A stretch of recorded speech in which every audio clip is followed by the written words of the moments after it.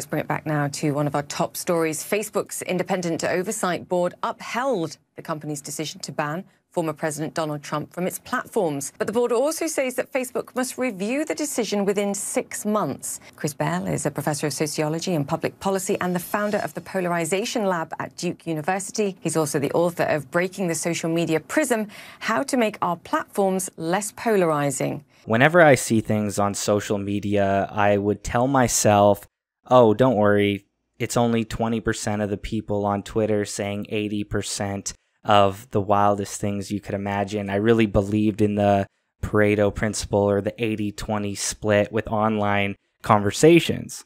And then I find your work, and it turns out that 6% of Twitter users are responsible for 73% of political tweets, which kind of makes me sad, but it also offers context. So I wanted to start there with that kind of jarring statistic, and also what pushes somebody to enter that 6%. Yeah, I mean, those are the right questions. People, the danger is that people are going to misunderstand crazy people as moderates, right? So if we have that 6% of people making 73% of the tweets, the danger is that people are going to, think those people are the normal people on the other side, when they're actually just this tiny sliver of the population that, you're right, spends, frankly, way too much time on Twitter or whatever other social media platform they're using. So yeah, the right question is why? Why are people doing this? And I think the answer, we all want social media to be a place where we go and gain information or have productive debates, but it's not, right? It's about status. It's about gaining followers. It's about gaining likes. And a lot of these people, when we pull back the curtain in our research, we discover these people are actually kind of social outcasts in their everyday lives. And social media is providing for them, a kind of status that they really badly crave. It's really interesting that you brought up status. And by the way, I brought up that statistic at the start because I think it's a very important one to realize. When we're online on social media, even me thinking that 20% was responsible for 80% was actually quite inaccurate. Understanding how small that percentage is almost freeing. Could be sad a bit, but it is freeing in some ways. You brought up status because when I think about social media, or people pushing their beliefs, some of it comes down to a financial gain if it is a business model. But you don't also think about the status system baked in: retweets, likes, followers, the blue check. Do you think the status game is also driving this at a very high level? Oh, it's huge. If we want to get really deep about this, think about what makes us human. What makes us human is that we care so much about what other people think. Hundreds of years of social science research, long before social media was around, would tell you that every day we kind of get up and we kind of experiment with our identities. We might not know that we're doing this, but we kind of present different versions of ourselves, And then what we do instinctively is try to figure out what other people like which one of those identities is working. And so, we did this long before social media, but the interesting thing about social media is how much it's changed that process, right? I mean, first, I can experiment with basically any kind of identity I want. I could be someone completely different online and off. And second, we have these new built-in tools to monitor what other people think of us with unprecedented speed and efficiency, right? If I want to know what other people are thinking about me, what better tool than a follower count and a like count? Now, of course, those things are providing a distorted picture of what everybody else thinks. And that's where everything gets messed up, right? That's where everybody starts to think, oh, nobody liked my post, must have been stupid. Or, wow, tons of people like that crazy thing I said about Trump. I'm going to, maybe try that again tomorrow. There's almost an element of empathy for people that are in that 6%. I don't know if people are going to get mad, but I have an empathetic view because it seems like our evolution hasn't caught up in many ways. There's a gap where our minds want status, resources, belonging, tribal. But then we have this thing called Twitter, which we just haven't caught up to it yet. Is it almost fair to use an empathetic stance for people that are in that 6%, or am I going to get yelled at in the comments? I don't know. I mean, I feel bad for these people personally. I mean, one of the interesting things about the research for this book is that we actually spent time talking to people. We both did these like massive experiments online where we like, for example, took people outside their echo chambers and see what happens. But we also met people and talked to people. And, a lot of the people who were the most extreme were like the nicest people in real life. It was the weirdest thing. So, the guy that sticks out to me from all the many people we interviewed is this guy who I'll call Ray. I have to give him a pseudonym to protect his identity. But Ray, like when you meet him, super nice guy, civil, kind of like goes out of his way to say, oh, all these people online arguing about politics, they're just losers who live with their mother, right? And then with our data, we can actually follow this guy Ray online and off. And when we went to follow him on Twitter and other platforms, we discovered that like he's turning into the biggest troll on the internet. Like every night, he's a Republican guy. He's making like meme after meme attacking like Nancy Pelosi, Barack Obama, like all these kinds of liberal leaders. And so, the question is why? Like, why would someone have this split personality? And when we went and like dived into his data, what we discovered is he's like a total social outcast. He's a Republican who lives in a really liberal place. He works in a really liberal profession. He lives with his mom. He was actually the guy he was describing and when we first met him. So like total split personality. And that comes from a source of pain, right? Like and when he gets those likes and new follows online, it gives him the status that he can't seem to get offline. That's my interpretation anyways. It's funny. I have this highlighted portion of my notes that says we have to talk about Ray. I also put in quotes sad. That situation, I assume this is a very rare outlier situation. He is a niche inside that 6%, or he is a majority in that 6%. Well, like how we define an extremist is a little hard. Like that 6% is people who have very extreme liberal views or very extreme conservative views. Not all of them are trolls. A disproportionate number of them are trolls. Some of our other research shows. But yeah, I mean, I would guess, we're talking more like 1% of the population with a guy like Ray. The correlation between offline struggles and online attitude, is that pretty direct in your research, that the people that the Ray type characters had a pretty tragic offline life and status level? Yeah, and it's not just Republicans. Like one of the other characters in the book that or one of the other people we interviewed is this super liberal guy who lives in a bright red state. And he's telling us, look, I can't even talk to any of my friends from high school anymore. They won't talk to me because I can't stand Trump. I can't get a date. I can't even make it through a football game with my family. Like so people all over the country are hurting. Some of these people are living in motels, falling asleep watching Fox News. It's like it's a really sad life. Yeah. So when offline, the feeling of belonging, the tribal feeling of being a part of something, if in your city, in your family or friends group is lacking, the belonging can be, I guess, replaced online. Yeah. Now, I mean, what it's being replaced with is bad, right? I mean, the kind of like vitriol that, these people are engaging in, they're getting status, but like they don't really know who they're getting status from, right? That's kind of the interesting thing. Like, a lot of these people, like, the thing that's so tragic to me is like they're getting followed by like fake political accounts, like a fake Trump account. And they're like, oh, President Trump follows me, but they actually feel that, I don't want to like belittle them because they actually feel that. So it's like, it is that precious to them. Or when they get unfollowed by someone, that's when they really drop the hammer. That's when they really get upset. So yeah, I mean, it really is this alternative universe for folks like this. Can an intervention from a family member or a loved one who cares and wants to break them out offline work? Does that work typically, or is it a lot more challenging?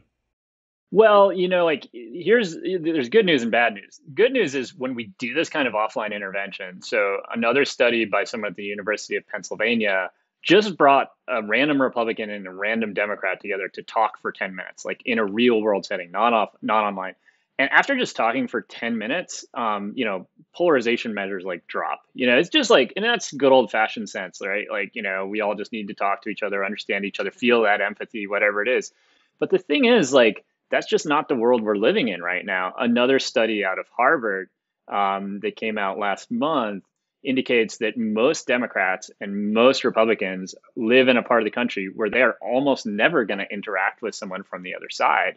So yeah, it could happen from a family member, but of course, families tend to skew one way or the other. And so like, who's going to make that intervention? My worry is that, yeah, it's kind of a romantic idea, like let's just all go hang out again, but is it really going to happen? And if not, and if we continue in the same direction we're on, which is where all of our conversations are happening on social media, we need to get on this quick.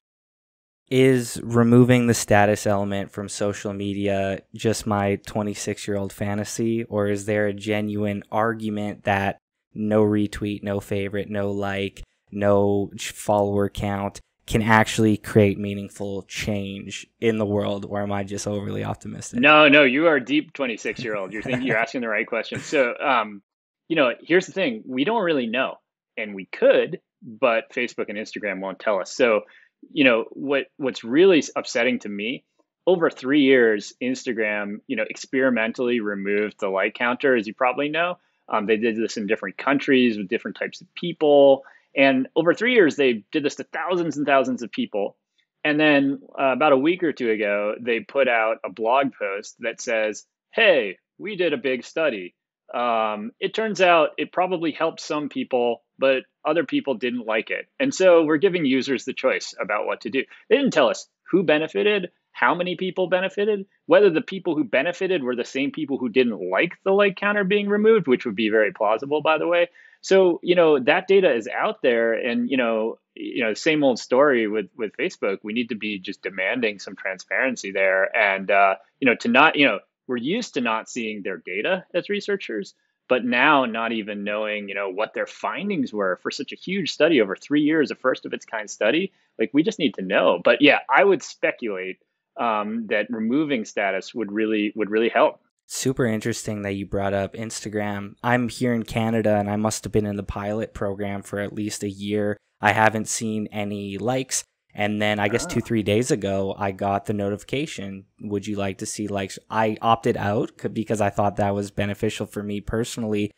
So yeah, it's very tough because they are a private company, and I assume the bottom line is most important, and that they would surely remove those things. Well, I assume for humanity, but there is a private business element. It's very sticky, but opening up those studies seem just ethical, right? Yeah, and look, you're right. Facebook is a business, and let's give them a little bit of credit. There have been times when they've done things that were against their bottom line, like nothing major, but like things like they've shown we've seen that Facebook can, for example, increase organ donation, or it can increase voter registration. To some extent, we think they have downplayed some of the polarizing content, maybe, at least according to their internal reports. And at some point, like maybe there's some market-based solutions here, like, the advertisers last year who demanded that their ads be pulled after they started appearing alongside hate speech and all this kind of stuff, right? So, right now, yeah, it's a mess. But if we take the long view for a minute, maybe the next platform that comes along, and there's always going to be new platforms, right? Maybe the next platform gets a little smarter about this and realizes that, like, nobody really likes, the dumpster fire that so many social media platforms have become. And nobody really says, like, don't you just love Facebook, but, maybe the next thing can figure this out. So I need to admit that I bailed out at one point on social media, and I wanted to ask you about somebody that makes the decision to remove themselves from this. I actually took nearly 2 years off from age 23 to 25, where I said, I'm not going to do this. I'm going to try to maintain really close friendships, do this experiment. I am now back and using it in different ways. But I wanted to ask your opinion on somebody that sees the only out as an extended break and why that could potentially be a risk. Yeah. So first, let me tell you about an interesting study. So some economists actually did what you did, but to a large group of people. So they offered them money to stop using Facebook for just 1 month. Now, I guess they just stopped using Facebook, not all social media. So like take it with a grain of salt. But what they were able to do is compare whether people were happier and less polarized after they did this. And they found, indeed, people have higher kind of life satisfaction. They're a little bit less polarized, but they're also less knowledgeable about politics. So it kind of seems like, we can turn down the volume of social media and maybe like be a little bit happier, maybe a little less polarized, but we're also going to become less political, less politically engaged, maybe. And that could be bad. So that's kind of point one. Point two, yeah, I mean, it became fashionable, right? Delete Facebook trends every once in a while, and lots of people delete their Facebook accounts, right? But one of the cool things that data science can do, so like, my research is really inspired by data science. We do like analysis of like Google search data or Twitter data all the time. And, Google search data leaves these little digital breadcrumbs that researchers like me can look at. And one of the really interesting things is you can track, okay, after, delete Facebook becomes one of the most common Google trends, like, what does the next week look like? Turns out the next week is how to undelete Facebook, right? So most people come right back. Not like as they don't take as long as you did. More power to you. 2 years is a long time. They usually come back within like a few weeks, or if they don't come back to Facebook, right, they go to Instagram, not realizing that Facebook owns Instagram, or they're going to move on to TikTok or whatever, right? And I think that this cuts to the core of it, right? We're not going to leave social media because it allows us something to do. It allows us to do something that humans are designed to do, which is figure out what other people think of us. That's the source of our addiction. I'm curious about the different attitudes towards social media and political edges between age groups. I'm 26. A lot of our listeners, 18 to 28, we somewhat grew up with social media, like I had it in high school, and we were very tech savvy. Versus somebody's parent or my mom that just gets a smartphone 2 years ago. What is the differences? Are they measurable, or do we all treat this thing very similar between 26 and 56?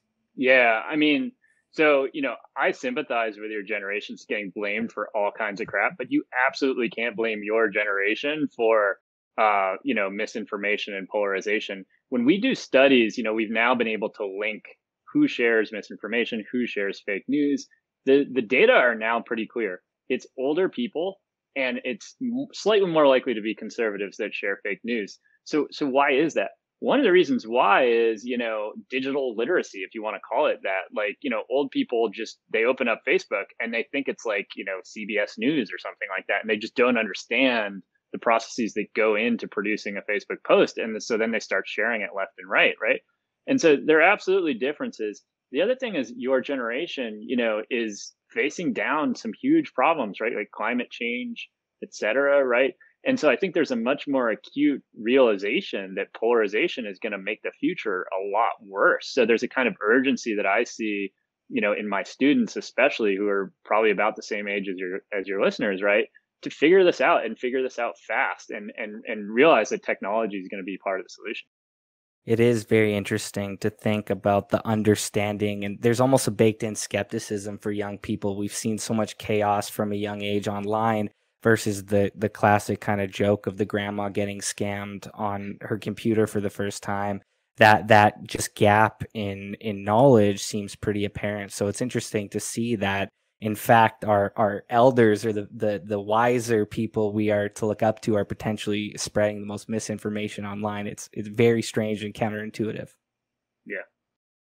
So I wanted to talk about the algorithm's role in all of this because you talked about the Instagram study, and it's kind of disheartening that it's like a black box when you can't find out. And I've spoken to some AI experts on this podcast, and we're not allowed to know, or even the people that are allowed to know don't really know how sometimes the algorithm works. So I wanted to talk about the algorithm's role and social media platforms' algorithm's role in pushing this content. I know from my podcast, I've had some really deep, insightful conversations that flop in the algorithm. And I've talked to some true crime guys that are on Netflix that explode on the algorithm, and I can't control it. Same promotion, same person asking the question. One goes crazy, one flops entirely. So what role does the algorithm have in pushing it? Is it just a mirror of how humans are and we shouldn't blame them? Or are they subtly pushing us to more extremes? It's a great question.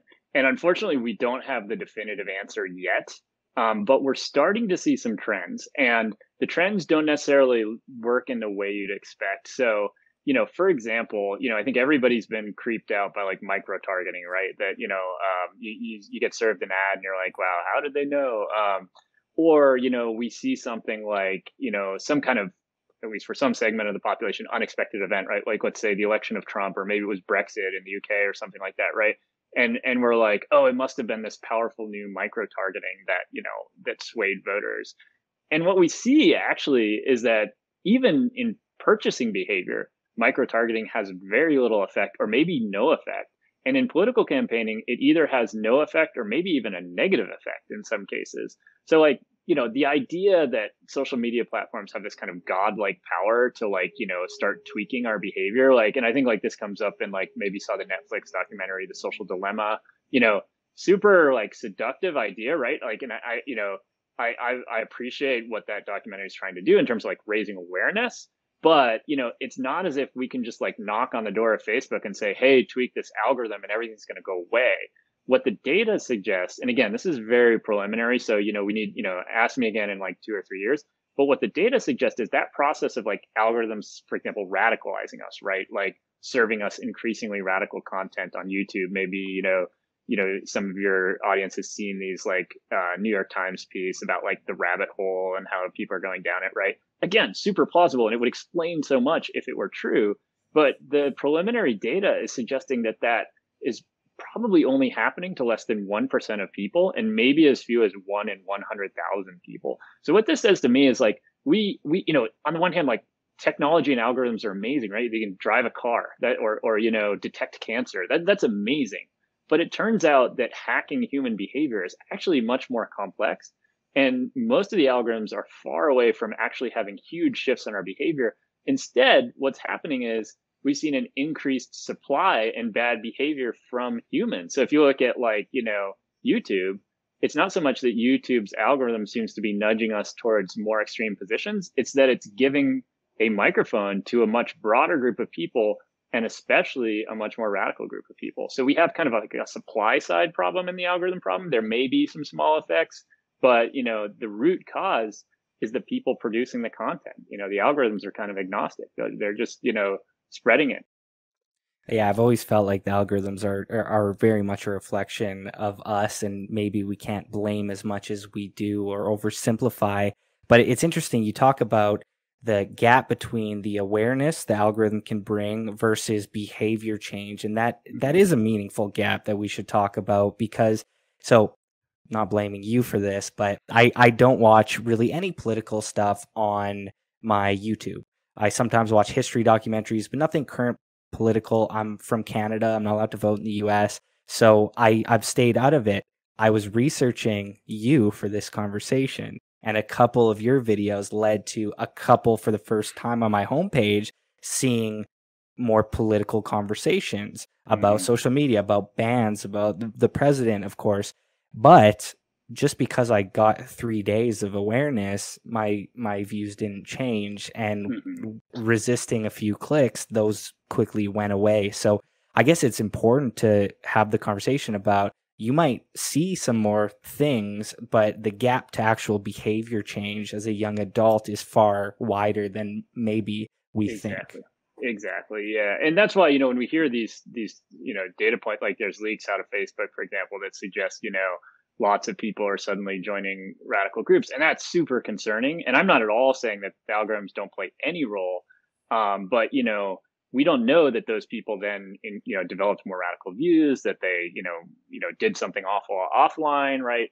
All we know is this digital trace, and like making that leap from, experiencing something, being exposed to something, to attitude change is really huge. And what we know from so much social science research is it's really, really, really hard to change someone's mind.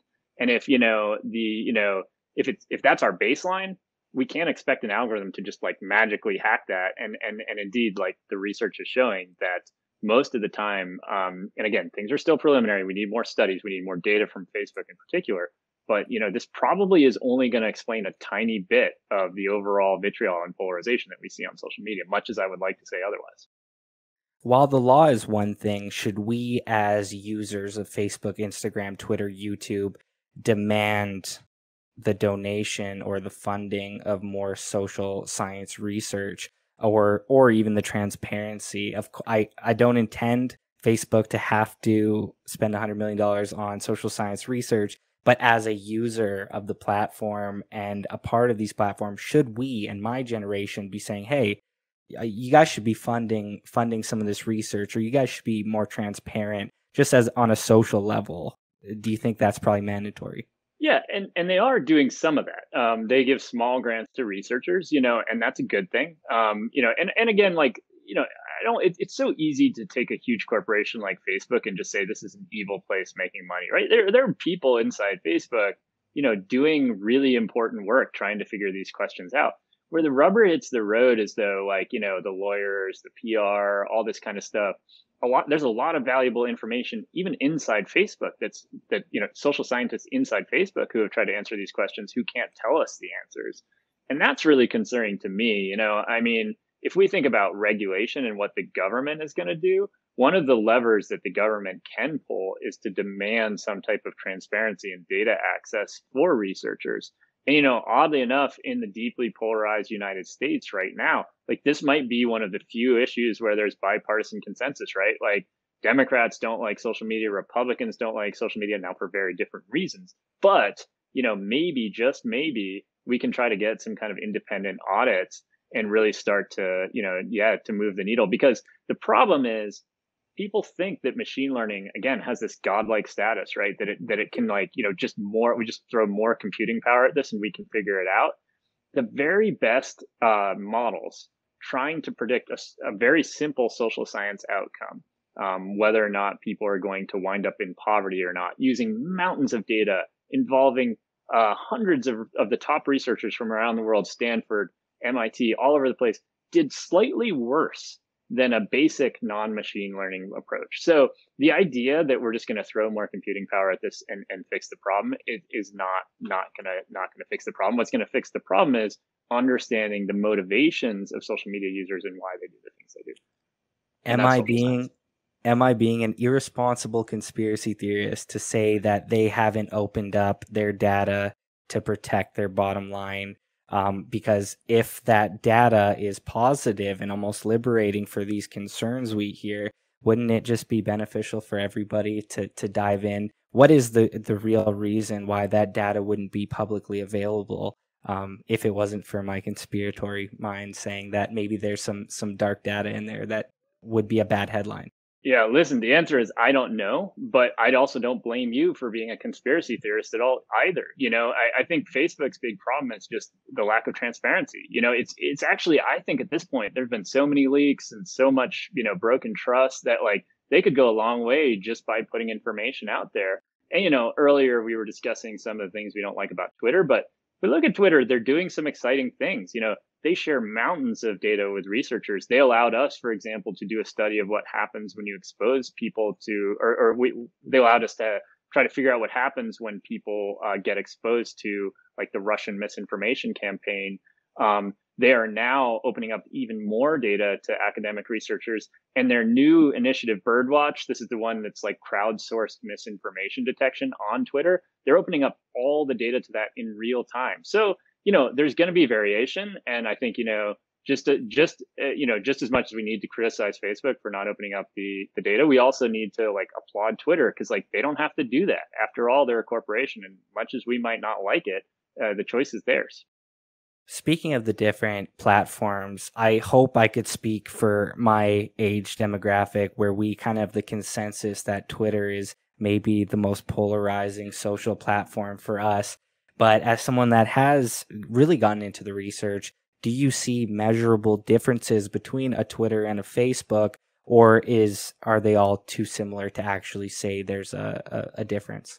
It's really hard to know. Like, what we would love to do is, as researchers, is make everybody a blank slate and then say, like, you're going to use Facebook for a week, I'm going to use Twitter for a week, and let's see how much our views change, right? The problem is, like, these things just aren't possible. Like, that earlier study that I mentioned where people were paid to stop using Facebook is probably the closest thing we have to that. But who knows? Maybe they all spent the whole, month on Reddit, right? I mean, one thing that I think is useful to think about, though, is, like, how do the design of the platforms incentivize different types of behavior? Like, the weird thing about social media is we've been content to accept this, like, mad ad hoc evolution of social media platforms from, say, like, a way that Harvard undergraduates could judge each other's physical attractiveness into like the primary forum for democracy around the world, right? Or in the case of Instagram, originally called Bourbon, to arrange alcohol-based gatherings, or Twitter, which was basically a way for friends to text with each other more efficiently, right? Like the purposes of these platforms were never bring people together and I mean, even though they say that, right? They were like really these kind of ridiculous, niche purposes. So like the interesting question is like, if we step back and say, okay, well, now we have some variety, we have some heterogeneity, right? Like, Twitter is more anonymous than Facebook, more public too. Reddit maybe more anonymous than both of them, and we can start to see some things like, for example, Reddit, paradoxically, has some of the most polarizing content on the internet. I think anybody who's ever spent a lot of time on Reddit knows that. On the other hand, it has this shining example of depolarization, the Reddit change my view, where people like kind of throw up an idea that they think, they might be wrong about. And then people basically try to persuade them to take another position. And then they reward people with deltas that describe people changing their mind if they change their mind. And so what's interesting is the whole status system is different, right? It's not like you get likes for taking down the other side. You get status for, convincing the other side. And that's a really interesting example. And I think if we could bake some of that incentives into new social media platforms, or maybe it's not too late to save some of the current social media platforms, that would go a huge way, long way. Is it fair to say that, well, this is personal experience, so I'll ask if this is something you've seen a lot. I find when I use social media, I am super okay with paying with my wallet. I don't love the hyper-targeted ads, but I understand that is how I'm paying. The thing that I fear most is like behavior change, that I don't want a social platform to affect my mental health. I don't want a social platform to push me away from the center where I typically live. And is it fair to say the average person is okay with the hyper targeted ads? Like, okay, I understand I'm paying for the service, but don't go up here. Is that a typical response to the I'll pay like this, but not with my mind? I mean, the data are a little complicated. In general, older people seem a little more upset by sharing data than younger people. Although some recent studies suggest that might be changing a little bit. It really depends like how you ask people. I mean, I think younger people typically understand the trade-off a little better, right? It's like, fine, don't share my data, but then you can't have Google Maps, and it's like, oh, well, I kind of need Google Maps, or, or it could be something like, well, yeah, you might not like that Facebook is rearranging your timeline, but imagine having to see every single post your crazy uncle said for, for 4 minutes before getting the content you wanted to see, right? These are some of the trade-offs that I think younger generations understand. Where it gets uncomfortable, right, is like, yeah, what's happening with that data, and we don't know in a lot of cases, and a lot of people don't know that there's a lot of a whole secondary market for data too. So not only is Facebook, Google, whatever other platform collecting the data, but then selling it to other people. And then Facebook and Google are buying it from other people too. So this whole secondary market for data is something that I think is pretty concerning. Is it changing our behavior? That's where we get into these studies that suggest actually the micro-targeting doesn't really seem to work. So again, maybe good news, bad news, but probably it has different effects on different types of people. And that's the level of detail that I think we don't have yet. For example, are younger people more easily victimized by micro-targeting than, say, older people? I don't know. Whenever I think about, whenever we do anything, it's kind of a risk reward conversation. When inviting you on this podcast, the risk is I look stupid because I don't know the data. The reward is that we have a lot of viewers and everyone's happy. When I'm on Twitter, for instance, because I'm incredibly like moderate and not as engaged politically, I fail to see the risk and reward payoff to jump into a conversation. And even beyond the risk and reward status wise, a moderate take doesn't exactly go viral and add to 1,000 followers. And the risk being, I'm signed to a record label. I have a team with me. We have a podcast with sponsors. The risk reward is so skewed for the moderate. And first I'll ask if that's accurate. Second, I'll say, how do we resolve that? Because the moderates have no upside to jump in. That's why I leave every time. No, you're definitely right. I mean, some of the research that I did for this book shows that most moderate people are exactly like you. So the story that sticks out to me is a kind of moderate conservative woman. And, she went to an Ivy League school, like a fancy, prestigious school. She's from New York City. Her dad was a cop. She's half Puerto Rican. She has like very important moderate views on things like race and policing, right? That I think could actually like bring the conversation on race and policing to a good place. I mean, or at least a productive place, right? But the problem is she never talks about politics online. And here's why. We asked her, as we did most people we interviewed for this book, tell us about the last time you used social media. She's like, well, I was up late. I was putting my kids to bed. And, I saw this tweet by the National Rifle Association saying something about, like, it's everybody's right to own a gun. And, she's like, my husband owns a gun. He's a responsible gun owner. He goes to a gun range sometimes. So she retweets it or, replies a little bit or quote tweets it or something like that. And she says within minutes, people were replying to her tweet saying things like, we hope your kids find your gun and shoot you, and like, unfortunately, like you say, this is the risk, right? And unfortunately, that's the modal experience. The number one reason people are harassed online is for expressing political views. And moderate people, when we look at survey data, are more likely to be harassed for sharing their views. So you're right. This is the big problem. The big problem is the extremists seem normal and the moderates seem all but invisible, and everybody feels much more polarized. So what do we do about it? We've got to do two things, I think. First, turn down the volume of the extremists, but more importantly, turn up the volume of the moderates and give them incentives to tweet moderate content. And that's what we're trying to do in this polarization lab that I run at Duke University. We've created middleware technology. That's technology that you plug into like Twitter, for example, that allows you to, for example, change the way your feed works so that you see more moderate content by following bots that retweet content from our bipartisanship leaderboard, which is a list of people whose tweets seem to be gaining traction across political divides. It's very, very interesting. That seems like the great hurdle to get engaged and get involved online. Aside from the very little benefit socially, there's no virality, there's no clicks that are involved for an average rational take. There's, at least for me personally, and maybe some of our listeners will understand this, just even the financial business risk is terrifying. You don't want to isolate a group of fans or listeners or people that care about you because of a seemingly moderate take that offends them. So beyond even status, there's a great financial risk seemingly for businesses or artists or people with a bit of a following to say something that might feel rational to them, but might isolate 30% of their fan base, Right. And I mean, even look at politicians, right, in the US, like the few politicians that have taken moderate stances, people like Liz Cheney or Ben Sasse, like, have been absolutely ripped apart in the media. So like even people whose job it is to try to take these moderate positions are experiencing the same type of pressure. And the worst part is, right, a lot of people are getting it from both sides, right? It's like the other side doesn't like you. That's clear as day. But then your own side can get really pissed too, if you're not extreme enough. So this is the challenge. And, until moderates feel like they have a reason to post, we're going to continue to see what social scientists call false polarization. We all come to confuse this small group of political trolls with the other side, and that's the real danger. When we think about echo chambers, and I guess that's kind of like the buzzword of the past 5 years on every platform, people use that term.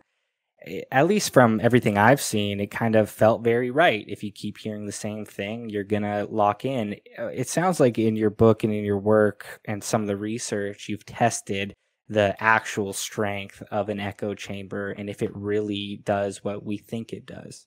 Yeah. So I was like you. I used to think that, the echo chamber kind of nicely explains what's going on, right? If you were surprised by the election of Donald Trump and you're a liberal person, or if you were surprised by Brexit and you're, liberal person in the UK, you were probably in an echo chamber that stopped you from seeing how exciting these ideas or these people were on the other side, right? So in 2017, we decided to test that speculation that, if you stepped outside your echo chamber, you might become more moderate because you can see what's going on the other side. You can see that there's two sides to every story, and maybe you're just exposed to a more diverse range of views. So we paid a large group of Republicans and Democrats who use Twitter to follow bots that our lab built that retweeted messages from the other side, prominent people on the other side, for a month.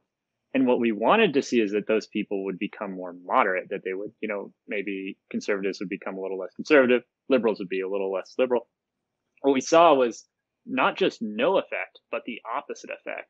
So liberals actually became more liberal when they followed the Republican bot, and Republicans actually became more conservative when they followed the liberal bot. And so, this is really concerning. It suggests that, the whole model we have for social media is wrong, right? We want social media to be a competition of ideas. And that's why echo chambers would be bad, right? They're blocking off some of the other ideas. And we have this kind of like myopia. We can't see the whole landscape, right?